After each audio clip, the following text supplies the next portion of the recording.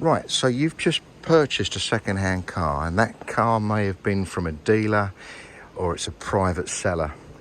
The question is, how clean is the interior? It looks clean, but how clean is clean? Well, I'm going to show you something that's going to shock you now, okay? In this bucket, you see that dirty water? That is dirt and grime and grease and sweat that we've managed to just remove from 3 seat belts.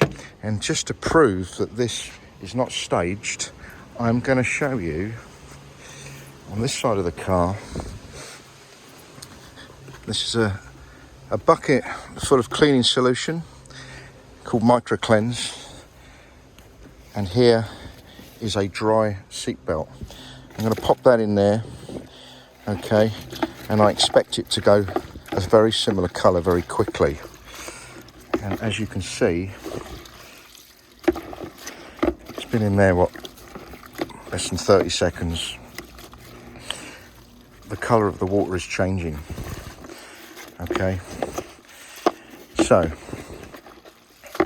just imagine purchasing a car that hasn't been cleaned properly, and your hands are coming into contact with things like the seat belts. Every time you get in the car, you're going to reach for that seat belt, okay? And it's going to have somebody else's dirt, somebody else's bodily fluids on it, okay? Look. Okay. And that's why it's important to have the car decontaminated. I'm not talking about valeting, I'm talking about decontamination. Valeting is just making something look clean. Decontamination takes it to another level.